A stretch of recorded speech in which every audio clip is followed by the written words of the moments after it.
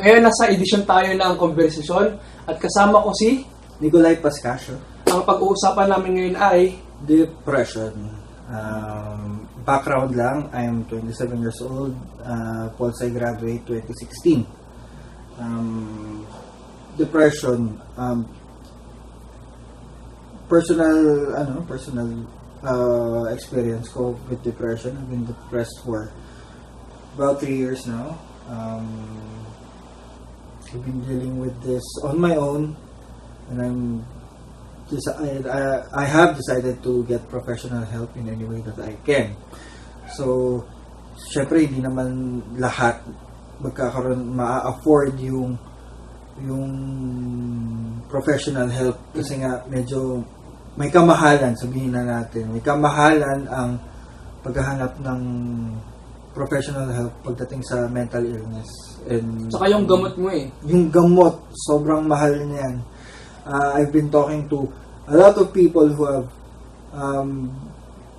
have sought help, and sinasabi nila sa akin, the best doctors will run you at 10,000 for consultation. Then about 2,500 an hour. So, ano gagawin mo pag wala kang means, di ba? So, you're gonna have to try to, like everyone else, you're going to try to deal with it yourself. So, in my case, I've been dealing with it through creative outlets like writing, through expressing myself through music. Anyway, generally speaking, lahat ng bagay na makakapagpasaya sa atin. Kasi we're always chasing that happiness. Depressed people, although they have a lot of problems, yung pure happiness na nararamdaman nila, once they find happiness, is unmatchable. Talagang mararamdaman mo, sa ngiti pa lang nila, sa aura nila, pag yung mga nagdi-depress, kakaiba eh. Iba yung nila eh. Iba yung nararamdaman nila. So, ayun nga. So, we're going to, we'll try to talk about depression in a broader sense. Kasi there are different kinds of depression. And, sige, let's start with trying to define what depression means to a person. So, ano ba yung depression para sa ano? Psych student ka, ano yung nalaman mo nung nag-aaral ka? Ang hirap niya i-define. Pero, kasi nag-inner search ako, nag-inner parang consciousness work. So, sa sarili kong way ng pag-express kung ano yung depression, kumbaga,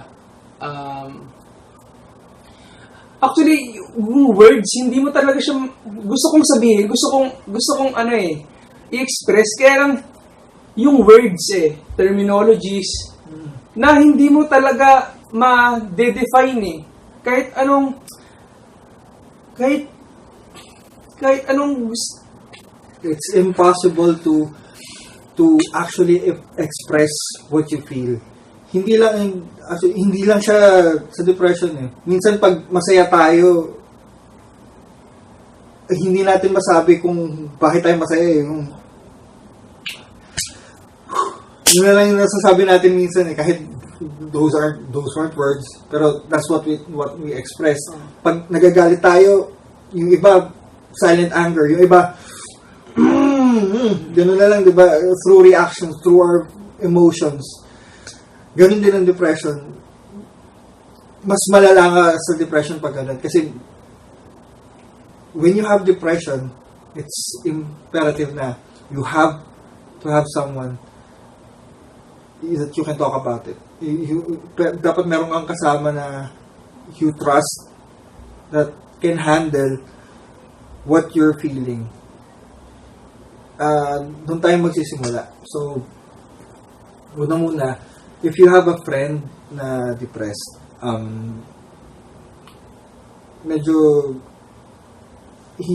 hindi naman sa sensitive yung mga depressed people, pero sige, sabihin natin through my own experience and through others na nakakausap ko, minsan talaga medyo nakakapagod pakinggan yung words na be strong or Mga common yan eh. Be strong. Tingnan mo yung ibang tao, diba, nakakayanan nila. May struggle sila na mas malala pa kaysa sa pinagdadaanan mo. Yung mga ganong klaseng... And even though you mean well, kasi nga, wala naman tao talagang sa mundo na to na equipped para mag-deal with depression. We only find ways na that will make things work for us. So, minsan, masasabi mo yung mga bagay na yan, kahit na you're just trying to help, medyo masakit.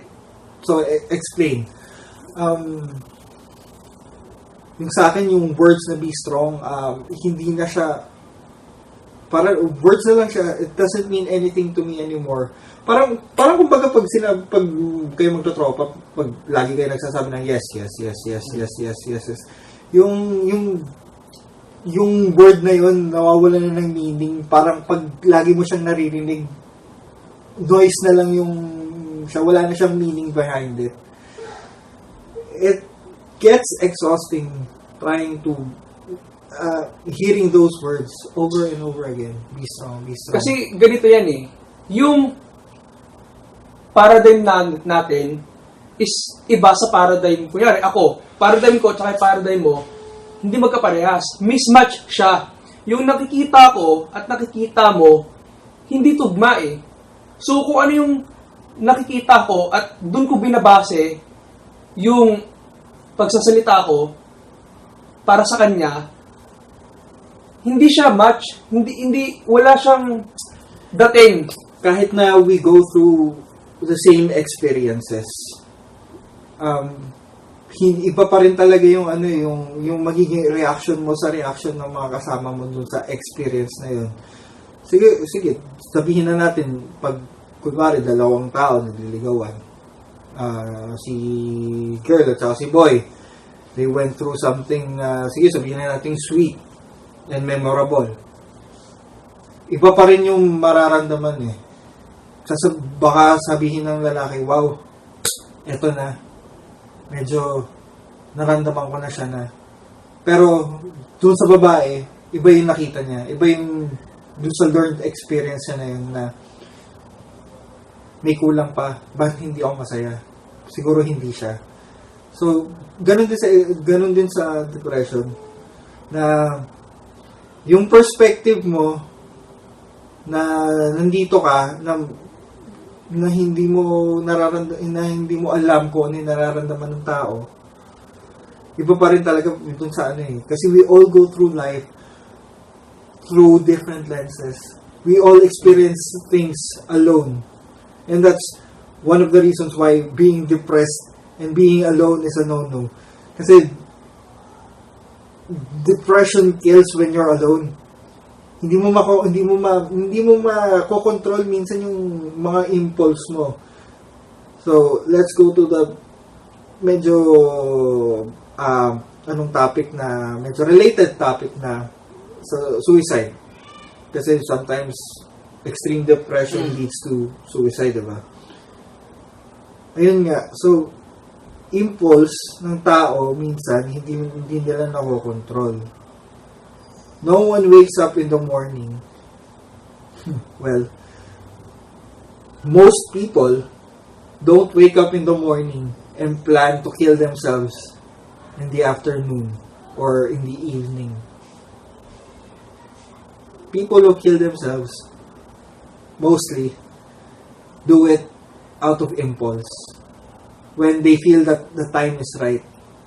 Kahit na inopportune yung time na yun para sa whole, they decide na, well, ito na siguro yun. Ganun. And that's impulse. That's what's scary when you're alone. Wala kang maririnig na ano eh. Yun nga, di ba sinasabi nga natin, be strong, ganyan. Ang pinaka-importante sa depress na tao, nandun yung, there's someone there. They know that at least someone is there that they can trust. Mahirap kumuha ng tiwala dun sa tao na yun pag depressed. Kasi nga, it's their deepest, darkest fears na ilalabas nila sa'yo. So, when someone opens up to you,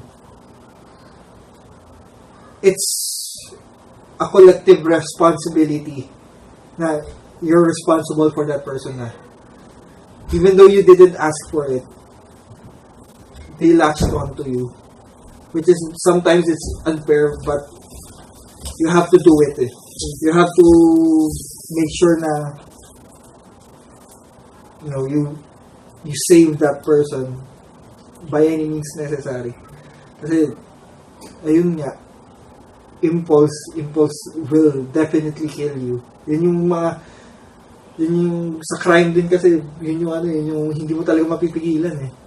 Pag gumawa yung isang tao na naisip na nila, gonna do that, gonna steal that, I'm gonna kill that, I'm gonna rape that.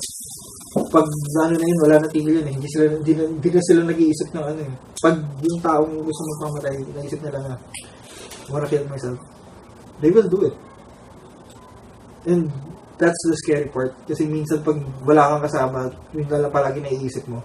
Yun yung times na you're a danger to yourself. It should never be hindi dapat mahantong sa ganong part ng buhay mo na you're so low na magpapamatay ka. Although okay, sige, medyo expand natin yung sa suicide. I sympathize with people who commit suicide. I really do. Kasi minsan, if you think about it, yung mental capacity nila, yung nasa point na sila na they want to end their life, na they actually go through with the decision of doing it. That takes a lot. That takes so much out of you na gagawin mo yun. Kasi nga, it's a big decision. Lahat ng big decisions, pinapag-isipan natin. Pero pag once na you do that, kasi alam mo na yung consequence na when I do this, I'm gonna die. And it's my decision. And meron ng konting acceptance nun eh. Sometimes we have to listen to a little bit of perspective in our lives para to prevent that. It should never be romanticized. Suicide should never be romanticized. Pero ayun nga, minsan pag sa social media maririnig mo sayang naman yung buhay niya, ganito ganyan, ang tanga niya naman, ba't siya nagpamatay, ganito ganyan, marami pang pwedeng sa buhay. May point ka, pero iba pa rin talaga yung perspective natin, di ba? Kasi ayun nga, katulad ng sinabi mo, na we see things in our own way. Kumbaga may sense of reality tayo eh. Hindi mo siya pwedeng i-judge base sa nakikita mo. Kasi may nakikita siya at hindi match yun. Di ba? So, ito nga, yung magandang analogy. So, hindi ko maalala yung direct quote ni David Foster Wallace sa Infinite Jest. Pero, ito, di ba, kunwari, may nakita kang tao na nasa taas ng building. Nasusunog yung building niya, hindi siya makataas, hindi makaakyat yung mga bumbero. Ang nakikita mo lang yung smoke. Pero, siya, ang parang feeling mo papamatay na siya. Siyempre, sasabihin mo? Diba? Huwag ka magpapakamatay. Huwag mo gagawin yan. malapit na yung tulong, papunta na sa inyo. Yun yung problema ng mga tao yun nga, sa World Trade Center. Ayan, yung mga decision nila para tumalon. Kasi hindi natin nakikita yung flames behind the smoke. Yun yung nagko-consume sa tao. So, balik natin sa depression. Yung flames dun sa utak, dun sa mind ng tao na nagko-consume dun sa mismong personality niya. Hindi natin nakikita. Ang nakikita lang natin yung actions niya sa labas. Yung hindi siya masyadong gumagalaw, medyo lethargic, parang tatamad-tamad. Ito based sa experience mo, ano yung truth? Ano yung nasa inner mo? Ano yung nasa mind mo na magsasabi na depressed ka? Ano yung truth doon? Ano yung reality doon? Base sa reality mo. Reality ng isang depressed na tao. It's always not one thing. It's never one thing na ito, sige, balik tayo sa mga sinasabi ng mga tao na hindi naman nila sinasadya. Smile ka lang, ngiti ka lang, hindi masaya ka lang, chase that high. Hindi yung ganun kadali. Kasi depression is a mix of everything about you. Tapos talagang parang durog at mas pinarami pa. Case in point, pag insecure ka, never kang masasatisfy sa mga ginagawa mo. Pag never ka nasatisfy sa mga gagawa mo, ano pang gagawin mo pag nakarinig ka ng negative opinion, di ba? Tapos, syempre, close up mo na yung sarili mo. Tapos, ayun na. You're just wallowing in your own sadness na. Kasi nga, depression takes a lot out of everyone. I mean, sa outlet ko pa lang, yung outlet ko, like I said, I try to write. And because of that, medyo nagkakaroon, na-alleviate yung pain when I try to write. Pero, pagkatapos na yung experience na yun, dahil sa sobrang insecure ako, dahil sa sobrang meron akong self-doubt, yung crippling self-hate, ang ginagawa ko sa papel na sinusulatan ko, I crumple it up, I light it on fire, tapos I just throw it away. It's parang kind of self-sabotage minsan, kasi sa lahat ng bagay, medyo through my upbringing, I grew up through no fault of my family. I grew up very, parang yung sobrang laki ng self-doubt ko. Kasi one thing na ayoko sa mga tao, yung mayabang kasi. So I want to have at least be self-aware with myself. At saka ayoko ng sa tao, mga mayayabang, yung sobrang pinaflaunt nila yung ano nila. The worst part of that is, ayun nga, nagkaroon ako ng self-doubt. Sobrang crippling self-hate sa sarili ko. And that depressed the hell out of me. Na, nung nakahanap ako nung tao na the only person who believed in me, I tried to write again. I was satisfied and I didn't do what I always do. Tapos, to have that person be taken away from me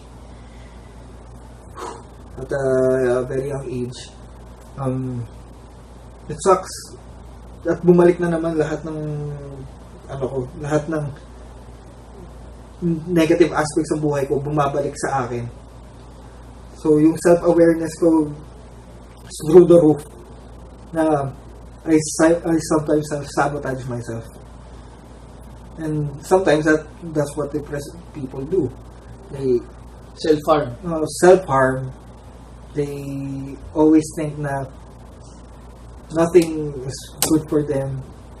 They're not worth anyone's time. Meron times na pag naghihingi ako ng tulong sa mga kapatid ko, ay, yun nga, sa mga kapatid ko, sa mga loved ones ko, sa mga best friend ko, natatakot akong magsalita. Kasi nga, una na hindi ko naiintindihan yung sarili ko sometimes. At saka hirap din magsalita kasi hindi mo talaga masasabi kung ano yung nararamdaman mo. Yung isa pa, you love them so much na ayaw mong parang yung ma-waste yung time nila. You don't want to disappoint them by showing that you're this way. So a lot of depressed people are the ones who wear a smile, are always happy. Mga ganung mga tao. Ayun, so it takes a lot of, kung meron man sa inyo na nag-open up sa inyo na alam mong depressed, that means ang taas ng tingin nila sa inyo, sobrang taas ang tiwala nila sa iyo na sinasabi nila kung ano yung nararamdaman na nila, kasi it's always our deepest, darkest fear na hindi natin masabi sa isa't isa. Ayun, so that's what depression is for most people, and certainly for my own experiences. Ganun yung current depression ko. That's what I deal with every day. Pero syempre iba pa rin yung, pero meron pa rin may point pa rin, may flashpoint palagi, kumbaga yung center of, or Big Bang, kung saan nanggaling talaga lahat. That was 3 years ago when I saw my girlfriend slowly deteriorate and pass away horribly right in front of me. Wala akong magawa. I felt so helpless that for a month and a half that I saw her slowly wither away. Kumbaga yung depression kasi, iba-iba tayo ng nakikita na struggles. Kumbaga, dun magkakatalo di ba? Dun magkakapare-parehas na may own struggles tayo. Nagkakaroon lang ng pagiging unconscious. You just have to acknowledge na may struggles isang tao. You don't have to, hindi nyo na kailangan himayin. Parang yung lang, okay na sa tao na, pre, na iintindihan ko yung nararamdaman mo. Okay lang yun. Kumbaga kasi ang isang depressed tao is nandyan papasok din dyan yung unconscious Kumbaga, the more na wala ka ng awareness na to the point na nakokontrol ka na ng depression mo, nakokontrol ka na ng mind mo, kung ano man yung nasa mind mo, yun yung mga nagkukos ng death. Kaya hindi tayo pwedeng magsalita na i-judge mo na, yan, mahina yan. Diba? Na yung taong yan, sinayang niya yung buhay niya. Hindi ganon. Kasi tayong mga individual, may kanya-kanya nga tayong nakikitang paradigm nami-miss match niya. Diba? Naiintindihan nyo ba? Hindi mo makikita yung nakikita niya. So, ang tendency, hindi ka pwede magsalita na base sa kung ano yung nakikita mo. Projection yon. Diba? Nagpo-project ka. Diba? Never project what you supposed to be, kung ano yung nararamdaman mo sa nararamdaman niya. Kasi doon nagsisimula yung misunderstanding at saka yung away pagtungkol sa ganyan. Kasi nga, hindi kayo nagkakaintindihan kasi iba yung nasa isip mo. Iba yung alam mong... Saka yung mga experiences niya. Iba-iba kasi tayo ng experiences talaga. Malaking malaking bagay yung magkaroon ka ng self-awareness Kasi, ang cause naman kung bakit mas lalong lumalala yung case mo is unconscious ka. Diba? Nandiyan yung impulse mo na nadadala tayo ng sarili natin pag-iisip na hindi na natin alam na na-overwhelm na tayo. Saka na-harm ka na. Diba? Although, gusto kong makatulong din na magkaroon ng kagustuhan ng isang tao na magkaroon ng self-awareness. Kasi, ang hirap eh. Di ba? Yung pang-araw-araw na struggles mo, kapag hindi ka aware, mamamatay ka. Di ba? I-harm yung sarili mo. At minsan, yung mind mo, magsasabi yan ng kung ano-ano. Di ba? Yung, yung mag-self-harm ka, yung mag-las-las ka. Di ba? Depression takes control of everything.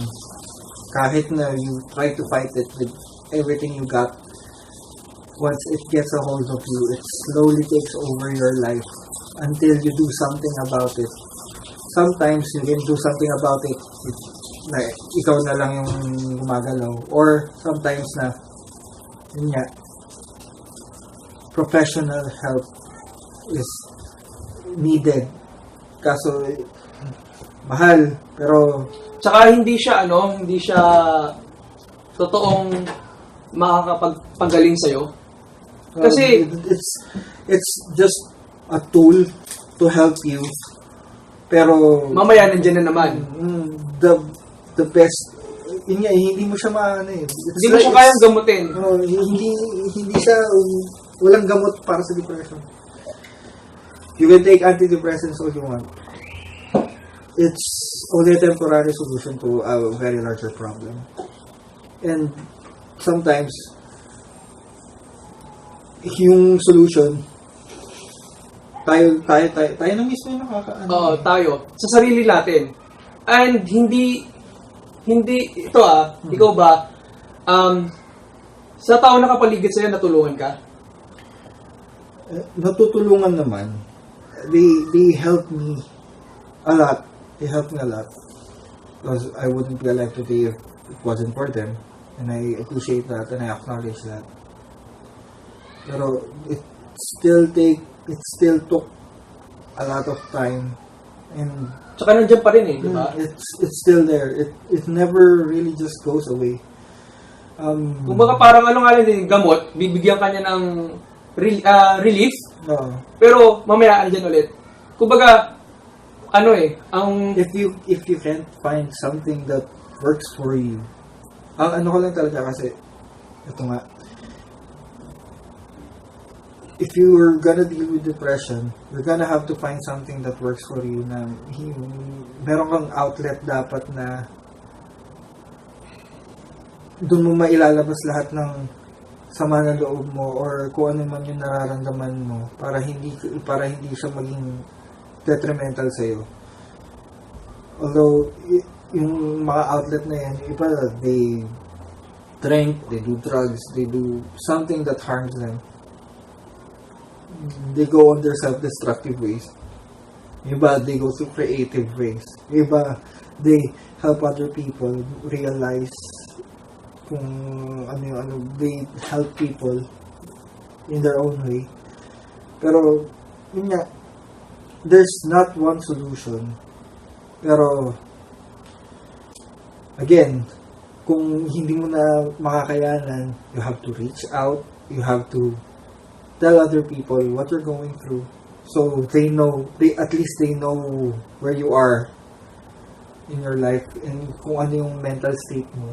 Para, if you really need to have that professional help, matutulungan ka nila at hindi mo aakuin yung yung